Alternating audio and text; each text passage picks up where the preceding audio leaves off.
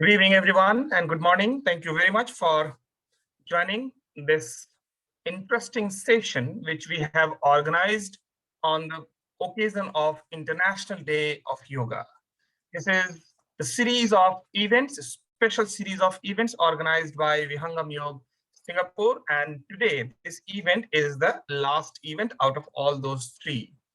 Once again, thank you very much for your time and being available with us on this particular forum. Today's topic is very interesting. It is interesting to me. My name is Subhash, and I have connected from Singapore. This particular topic which is actually related with Hawan, the Yajna. This is such an interesting activity about which we, of course, would come to know from our expert when our expert will be taking us through with more details what is the meaning of Yajna, what is the meaning of Havan. But before that, in fact, what I know, what I understand is during our ancient time or even today, the activity, to perform the Havan, the Yajna is one of the so pious activity. Even if we talk about whichever way, be it spiritual benefit or for physical benefit or whichever benefit we talk about, there has been so many different kind of benefits. And this was in ancient time one of the important daily activity for our saints and for our rishis. Even today, we have not lost that activity. And Vihangam Yoga has been putting a lot of effort to continue this particular activity, not just for one person, but for the whole globe. And the idea for today is to let everyone know, understand from a little bit on our day-to-day basis, whether we can include Havan Yajna in our life or not. Just one quick thing before that we start. This particular session is for total 45 minutes, and in fact 30 to 35 minutes will be the talk by our guest, and last 10 minutes will be for question and answer. Probably we will not be able to take more than 2 questions, so please be alert and ready at your end. Who will come first, we will serve them for the question and answer. Now let me come to, before even inviting our guest speaker, one thing I want to mention from my end. Many a times I have been hearing from many of the people here in Singapore as well as from different countries, what do you do in Havan? I mean, if anything you burn, it goes to the sky and carbon dioxide will be produced, and it is simply a harmful thing to the whole society, to the environment. People get so much of a smoke. What these ritual things people need to do? Just to clarify a few things, this is, I'm sure our speaker will emphasize more on this also. This is not a ritual thing actually. Let me bring one scientific things, and then I will invite our speaker. In fact, in our ancient time, we have heard, we have seen, we have probably read in the books that when we do Havan on a large scale, there will be rain falling down at that place. It's really true. Happen? Is there any scientific reason behind this? I will just touch upon this particular thing. What I came to know from Google and internet, that there was a time when some of the countries, say Australia, as well as I think America, they had been trying to create something so that artificially they can create cloud, not artificially, but something they do, not natural basis, so that cloud can appear and they can do the rain. So they were using, I think, silver chloride or silver chlorine, which goes above to the clouds and do some reactions there, so that more and more condensation happens at that level, and that's how the rain happens. To do this activity, there has to have so much of investment to be done, because the plane and all activities, so many planes has to be taken flight up and then drop all those silver chloride and all those kind of things. One quick thing what I understood about Havan is the ghee which we put in the Havan. It's very interesting thing. You know, the ghee, the purified butter, you can say, its melting point is very different, and its freezing point is also very different. The water and ghee can be frozen at a lower temperature. In fact, ghee would would freeze at a less lower temperature than water. Water need lower temperature, much more lower temperature to freeze, but ghee can be frozen at a very minimal distance from the current room temperature kind of thing. So what happens actually when we put the ghee and other ingredients in Hawan, the fire and the air takes that ghee in minute form to all different parts of that environment in such a way that it simply elevates themselves with the help of air to go towards the sky, to the cloud, and they have at that point the freezing point is coming very soon for them, and they become freeze at that level. And because of that, the condensation of the clouds happen and the rain starts happening. Such a scientific way of this Havan is just for one reason: how the rain can be brought to this earth by just doing Hawan. There are so many different benefits. There are so many different type of day-to-day benefit in our life if we perform Hawan in our day-to-day life. Today, I'm going to invite our speaker, very prominent speaker who has been speaking at all different platforms, maybe mostly in India, but still we have Srimati Khusboo Upadhyay Ji, who has joined us today from Delhi, Noida, but right now she is at Jamshedpur, Tata, which we call. Welcome, Khusboo Ji, on this forum. Just to tell a few things about Khusboo Ji. She is right now working as company secretary in Ved Prakash Power in Noida, and along with this work, along with this her task for work, she has been doing a great service to Vihangam Yoga in India, not just in India, but she is involved in lot many other countries as well. We have heard her at many times on global online forum as well. And along with this, Khusboo Ji has been invited to not many different places for giving her lectures, especially in IITs, where she has been conducting a lot of different sessions related with meditation and other things. So welcome, Khusboo Ji, on this particular forum. Once again, I'd like to welcome to hand over this particular session to you. Let's be on time so that we can finish this particular session in a very, very energetic way to be benefited for all the people from wherever they have joined. So welcome, Khusboo Ji. This platform is yours. Let us start. Thank you. Thank you so much, Subhashi. I don't know why am I here. I was so loving listening to you, the way you explained the just very little one aspect of Yajna. So we all know, we all can keep listening to you. But before we start, I want to offer my prayers to the lotus feet of Sri Sadguru and Jai Sadguru Dev to everyone. And I'm really privileged to have been called here to share my experiences with you.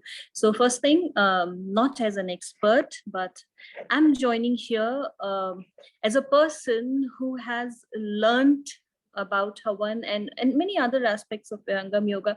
So I'm here to share what I've learned so far, which has been definitely life-changing experience for me.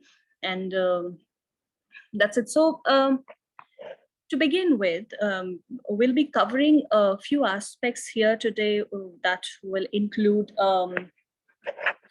the meaning, overall meaning of Hawan, what it is, how it evolved, and what does Veda say about this practice, and how significant these are in these days. What are the benefits, the physical benefits, the spiritual benefits, or we'll also talk a little about the mantras, which I feel is very important. And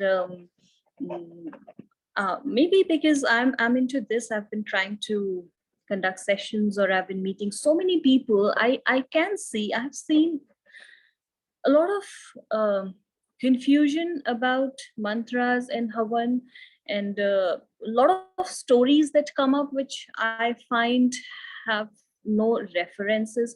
So it's just to share certain things and try and clarify certain things. I'm here. So thank you again, Subhashi, for giving me this opportunity to share my experiences.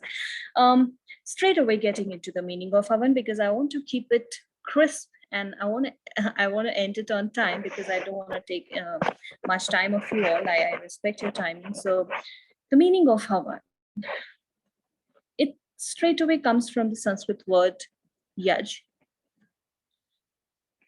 which has three meanings. It's combined three things together. One is Deva Puja, which is worship. Of course, we always do Havan at home as worship, some sort of puja. Second thing that this concept covers is Sangati Karan. What is Sangati Karan? Sangati is Sat Satsang is sort of a meeting where people sit together and discuss about Sat, that is truth. So wherever, the place where you're going to know about the truth or getting closer to the truth.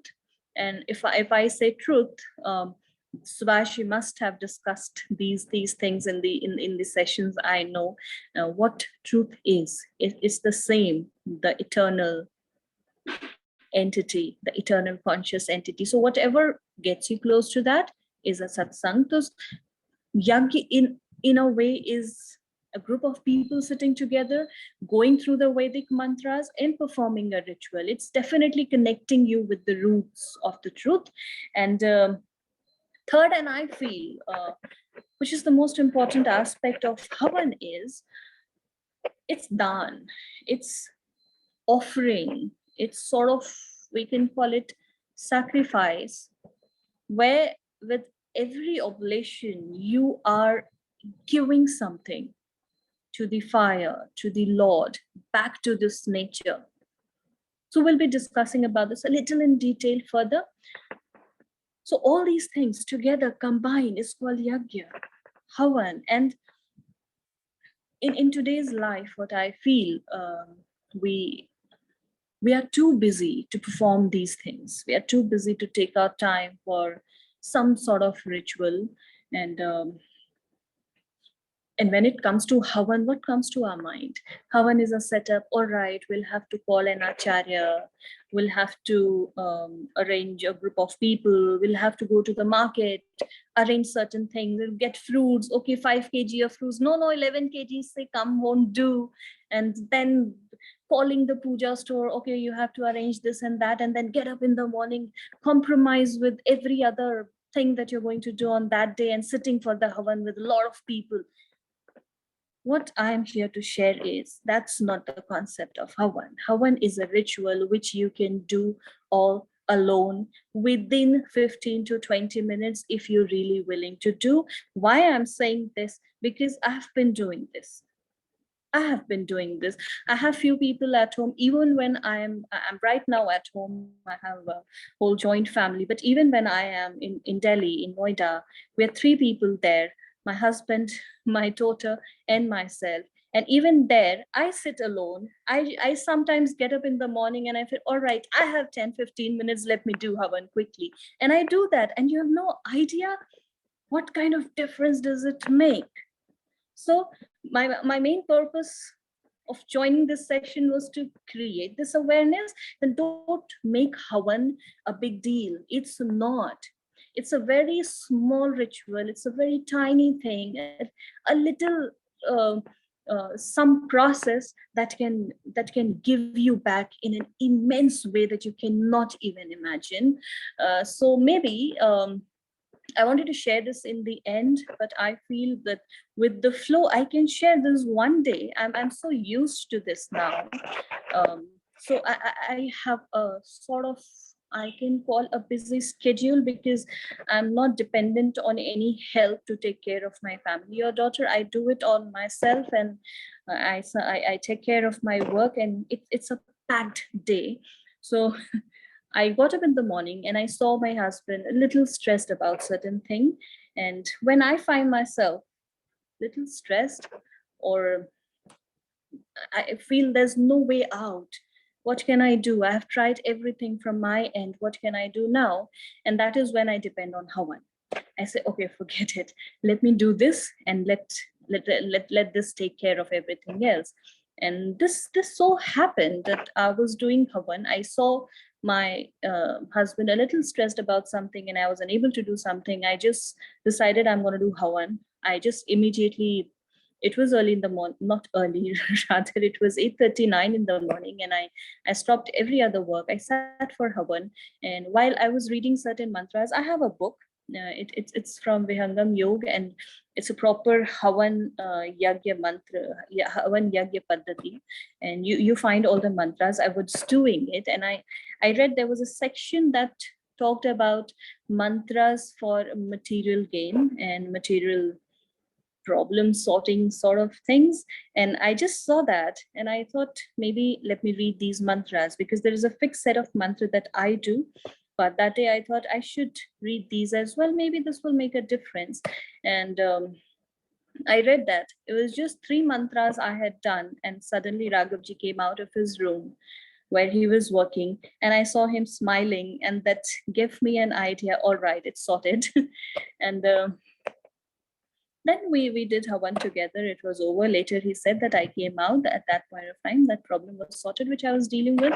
And why I'm sharing this, if it happens once, it can be a coincidence. It happens twice, it can be a coincidence.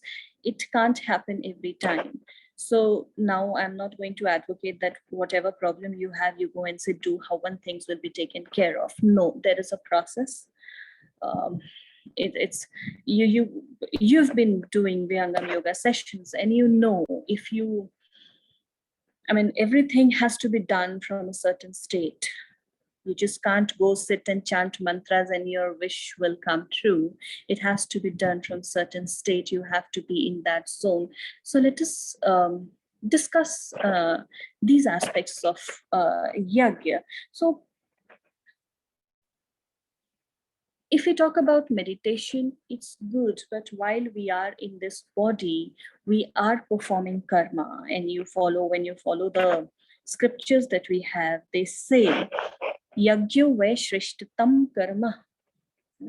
I have people asking questions, Khusboo Ji, you say whatever we do, we have to bhogo that fruit. We have to get that fruit back. What should we do? Here is the answer. The Shrishta Karma, Yagya has been declared the Shrishta form of karma you can do. At least you can do that. Anyways, even you can find examples from our, you must be aware about Ramayana, where the king Dashrath, he was blessed with 4 children. How? Out of that Havan, which was performed by Shringi Rishi. And see, we are under the guidance, under the shadow of Swami Sadafal Devji Maharaj, whose ancestor have been Rishi Shringi, under whose guidance we all have been practicing this technique.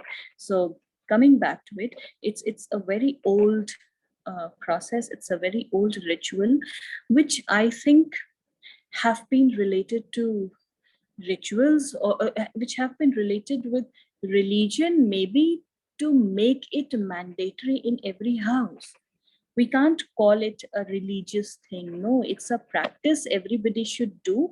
Or maybe what I feel, it has been connected with religion just to make people follow it religiously, because everyone knew how important yagya is. So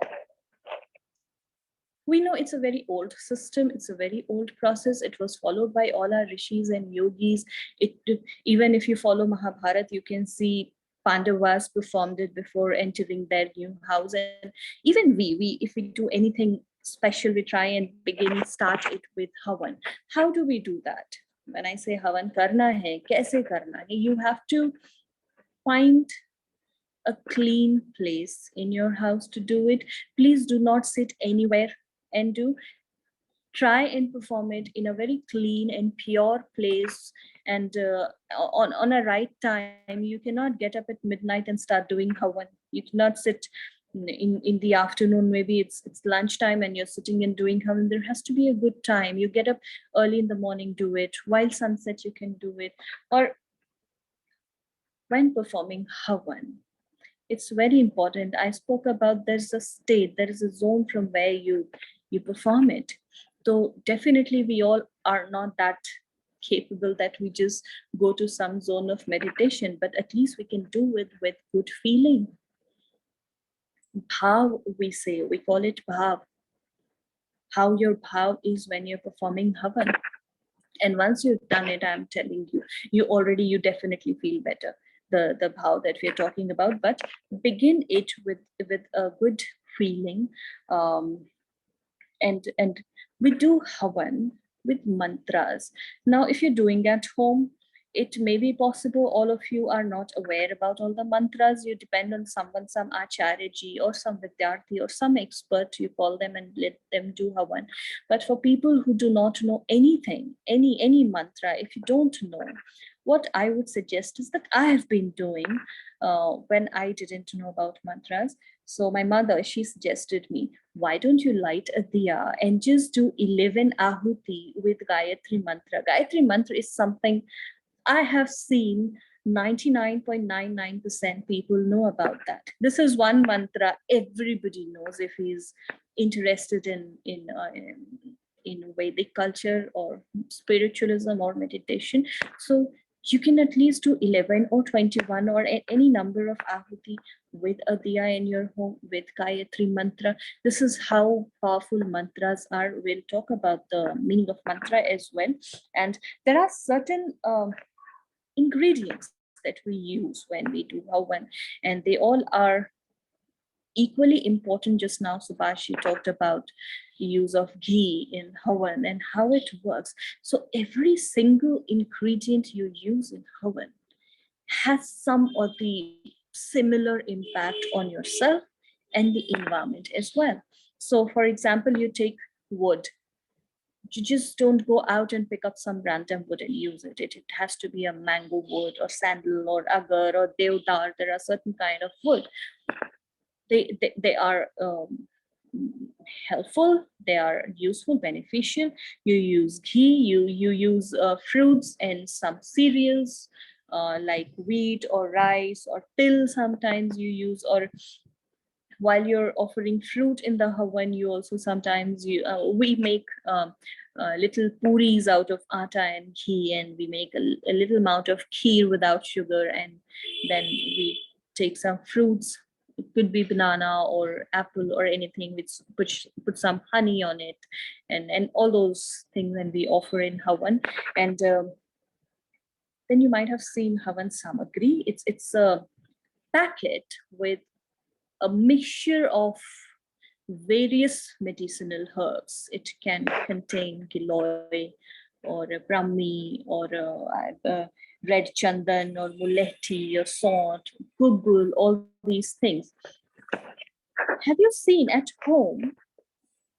You all know what red chilies are. If a red chili is kept on a table, it's not going to make you feel anything in any way unless you touch it. So if you touch the red chili, your hands might burn, or if you put it inside your mouth, you know it well what's going to happen. I cannot handle even a tiny bit of chili.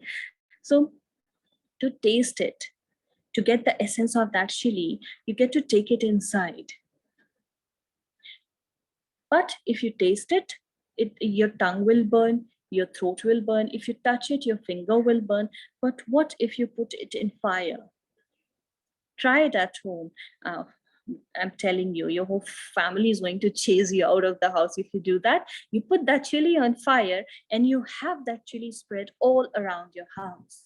Entire house, just one chili on fire, and it spreads all around. What happens is that gross chili in that gross state, it turns into a subtle state and it spreads around. it goes within you, inside you, it spreads all around the house. If you want to get the benefit of some medicinal herb, you try and burn it in your house, and you see it's spread all around the house. This practice I do normally before I go to sleep. I try and take some bay leaves, some kapoor, and put some long in it, and some cardamom, and cloves. Long is cloves. I put it in a in a diya and light it, and take it all around the house. All these things are very good for health. How do you take it every day? It's not possible to eat these things. So I just put them in fire, and the smoke is all around the house, and you get the benefit out of inhaling it. So this is what happens when you're doing Havan. You put all those medicinal wood and the ghee and all the fruits and the medicinal herbs. Can you imagine what can happen when Subhashi said that um, it can get rain? No, if you want, you can get rain out of Havan. I was reading a research paper, and that said, if you do Havan in your house, and yeah, try and do Havan inside the house. Don't do it outside. I've seen people setting up Havan outside in the garden and then they come inside. No, try and do it inside to get the maximum benefit out of it. And I was reading that research paper. If you do Havan at home, and with a certain quantity, of course, not one wooden stick and one spoon of ghee. No, with a certain quantity of Havan samagri and wood, you do it. The bacteria and virus content in your house can come down by 94 to 96%, and it can stay in that same way for next 1 month. So if you do Havan once in your house, you're protecting your house for next 1 month. I read that research paper. So other benefits that we can get out of Havan is it clears the pollution. It deals with that bad odor which happens in your house, especially in the rainy season. It also works um, deals with certain mental ailments. I was reading about epilepsy and all. I did read all those research papers. It helps with that because when you inhale them, it goes to your nervous system and brain and everything, and it takes care of all those mental diseases that people are dealing with these days. So it is that effective. And I also read that the Havan also helps in rebuilding the ozone layer, the thing with which the whole world is trying to deal with. And it's already 5:15. I'll try and wrap it up in another 5 to 6 minutes. So these are the physical benefits. But when we talk about these physical benefits, you do it at your home, you protect your house. But if we want to do something in a bigger scale, so we need to increase the amount of Havan Kund. So one example I can cite was in 2018, I guess. It was 2018 when Vihangam Yoga did a Havan with 21,000 Havan Kund during the, I think it was the, for Swarved Mahamandir. The Stapna of Swarved Mahamandir was done with 21,000 Havan Kund, which I think is a record, because last I know was done during Lord Ram's time of, that was of 11,000 Kund, I think, as per my knowledge. And this time, when it was done during Swarved's time, the Mahamandir's time, it was of 21,000 Havan Kund. I remember I was standing there, no matter till where I could see, it was only Havan Kund and the Havan smoke coming out of it. Can you imagine the amount of medicinal herbs used there, the amount of those wood and ghee and everything used with all those mantras, and what kind of impact it would have created in the environment? That's what we need to do when we talk about physical benefit in a larger extent. So coming to the spiritual benefits. We feel good after doing Havan, don't we? When you get up after doing Havan, you have a lovely feeling, very peaceful, very calm. That smell stays in your house. When I remember I would do Havan, and at night Raghavji would come back from office and would just get excited. Oh, did you do Havan? And it suddenly changes your mood. Don't we notice that? That's the impact it has on your mood. When we put ahuti, which is oblation, when we put oblation in the Havan, it is divided into two parts. One is material, and the other one is subtle. We get so many things from nature: fire, water, air, this space. We have been taking everything from it. What are we doing? Are we giving it back? This is the way we give it back. We help this planet, this space, this atmosphere, this universe heal when we do Havan. And that gives the sense of sacrifice, sense of daan. That is how it helps. You learn it. We chant that mantra whenever we offer some oblation. We chant Om Agnay Swaha Idam Agnay Idam Namama. This means Idam Agnay, ye Agni ka hai. This is for the fire. Idam Namama. This is not for me. This kind of feeling you have when you're performing Havan. You set a base for yourself. I read it somewhere in Gita that Yajya dana tapah karmana tyajyam karyamev tat yajyo dano tapasheva pavanani manishina. This means we should not forsake yajya, donations, austerities, etc., as all these three types of deeds. That is yajna, donation, and austerity. They purify even the wise. Gita says that it's not just for ordinary people. That's why you see all the rishis and yogis performing Havan Yajna all the time. This helps them as well, who are at certain level of meditation than who we are. We should be doing it every day, I guess, to get the maximum benefit out of it.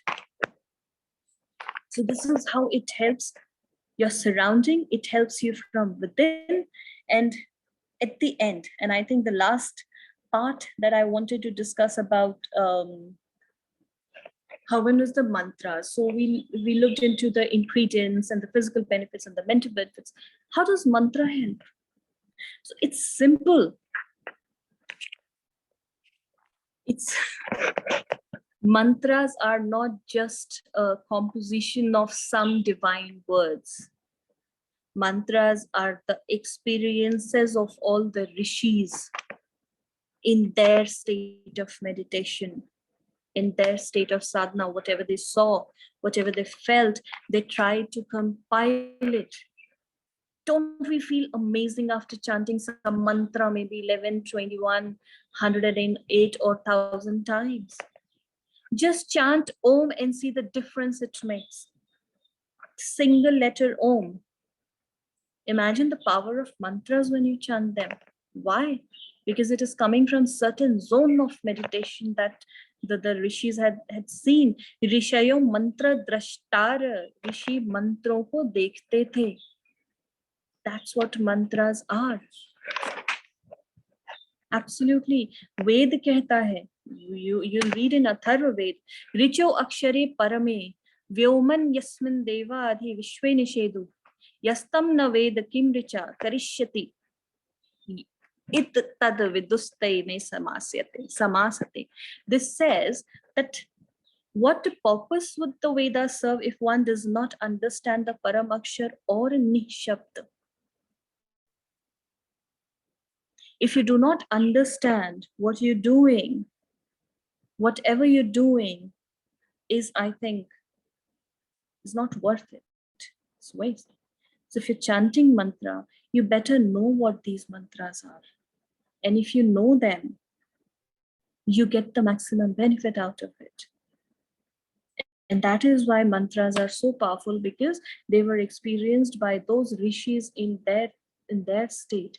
So at that state, whatever they felt, if you chant those mantras, so the same kind of ambience is created around us that makes us feel better. So that is why mantras are so powerful. If you chant them together, if you chant them as many times as you want to, better it is. And that is why, keeping all these benefits in mind, what I feel, Havan is something which should be done every day, if possible, twice a day. Every day, or if possible, twice a day. If not, do it at least once a week. If not, at least once a month, or maybe 6 months, or at least once every year. Include this in your life. It's not some hectic process. No, it's not. It's for you. It's for your physical benefit, your mental benefit, overall benefit. It gives back to the nature. People are struggling with global warming, this problem, that problem, what to do, grow trees, this, that. Havan is one solution. Every single people start doing it at their home and see the difference it creates within a year. So this is how powerful it is. And I know I'm about to hit the time limit. So to end this, there's so much to share, but it's not possible within half an hour, 45 minutes. But to end this thing, what I would say, I suggested we should do Havan every day, that you can do with Gayatri Mantra at home. Or if possible, you can have a set of mantras with you. You can see them, read them, and perform it at home. It takes you not more than 20-25 minutes, I'm telling you, if you do it properly with all the mantras. If not, then at least light a diya and try 11 Gayatri Mantra Ahuti. At least that is possible. Inculcate this habit in your kids at home if they are there. And if not, at least maybe once a month, or once every 6 months, or once a year, try and get it done by an expert who knows all the mantras, who have control over all the mantras. They can come to your house, sit with you, and make it do. But in this period, during this corona thing, that keeping in mind, I saw a lovely initiative by Vihangam Yoga, which is eyajna.com, where you can get a Havan performed online. Now, how can a Havan be done online? It's simple. You go on that website, book a slot for yourself, and speak to the concerned person over there. You'll be given a phone number. You can talk to them. The Havan setup will be done at the Allahabad Prayagraj Ashram, which is the headquarter. And you can also do a Havan setup at home, and you can connect online. They'll be reading mantras over there. You can do Havan at your home and get the benefit of doing Havan with experienced Acharya, experienced Vidyarthis at your home. So I think I did not exceed time limit. It's already 5:24, but I tried my best to compile it within time. So I think we can take maybe not more than one question. So if there's any question, or Subhashi, I think I'll hand it over to you. If there's any question, you can let me know. Yeah, thank you very much, Khusboo Ji. In such a short time, you have explained so many things. It's really such a nice presentation and such a nice explanation of everything. I think Hawan is one thing which, of course, it cannot be explained if we start saying all the things about Hawan and the process and all those kind of things. It will take number of hours. You rightly mentioned. Just quickly, we have just in next 5 minutes meditation session going to start. So maybe just one question quickly, which we need to definitely wrap it up in 2 minutes. Anyone has any specific question? You can unmute yourself if anyone of you want quickly. Let me ask one question, Khusboo Ji, just for the benefit of everyone. So here definitely we can see that Havan is not that complicated as per se. We can include this as one of the activity in our daily life, not then weekly, probably monthly, and something like this. So if somebody wants to do it at home, is it fine to do it just by picking any mantra, maybe as you mentioned, Gayatri mantra or Mahamrityunjay mantra, or any mantra, and just perform it for 11 times, 21 times, and just offer it to the fire with all those feeling and all those kind of things? Is it fine to perform and do? You are on mute, I think. Oh, I'm so sorry. So yes, Subhashi, absolutely fine, because I was suggested by my mother, and you know her, Mrs. Vandana Upadhyay. So she suggested me. She saw my routine, the packed routine that I was into, and she suggested, Khusboo, if you can't do the complete Havan, why don't you just light a diya, that small one that I light at my puja place? And she said, why don't you just light it here and put 11 ahuti of ghee with Gayatri mantra. You know that mantra. I said, yes, I know that. And I started doing that. And it suddenly became my habit. So I just take a shower, and after getting fresh, yes, we should do Havan after taking a shower. And I just light that diya. And sometimes I put some Havan samagri in that diya, because I can't put a huge piece of wood in that. And I chant 11 Gayatri mantras if I have to do it quickly, or if you know any other mantra, if you know the Mahamrityunjay mantra, or any other mantra that you know, you can put ahuti in that with that feeling of Havan that you're doing, and you're good to go. And try and do the proper Havan that takes not more than 20-25 minutes. So I've also done, I had a recording of mantra done by my mother, and I kept that recording. Once we did Havan together, I recorded it, and I used to play that and sit with the Havan setup and do that along with the mantra done by Ma. So that's how I did. So at least once a week or once a month you do that. Otherwise, do with any one mantra at least 11 times. That will get into your habit. Daily Havan.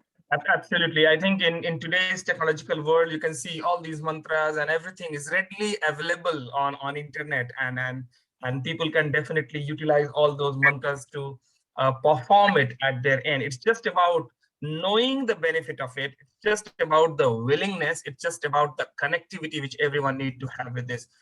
Thank you very much, Khusboo Ji, joining with us. And I'm sure in near future, we will have more such events, and we will definitely invite you for other types of discussions as well, maybe including this Havan Yajna as well. Thank you very much, Khusboo Ji, for joining with us.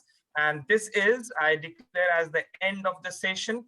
The whole series, we are ending up here. Just quick reminder, we started this series of event, International Day of Yoga special event. Yesterday evening, we had a discussion on Ayurveda, where Chandrakant Nirveji joined with us from India to let us know the benefits of Ayurveda and how in our day-to-day life we can include Ayurveda from our kitchen or from our market to have benefit from it. And then this today morning, we had Yogasana from Vibhuti ji, who joined us from Mumbai ashram, and then he had just took us through all different types of yogasana. It's so simple and so easy for everyone. All age people can perform of that. And right now, Khusboo ji had connected with us again from India to just let us know nitties and ditties and all small things about Havan, which probably would definitely help most of us to include this particular activity in our day-to-day life. Thank you very much. We would again provide our service to the whole society as soon as possible, as and when some new events will pop out here and there, and then we will connect with all of you. Thank you very much for joining with us. This is the end of the series of the events. And from here onward, we are moving forward towards our daily activity.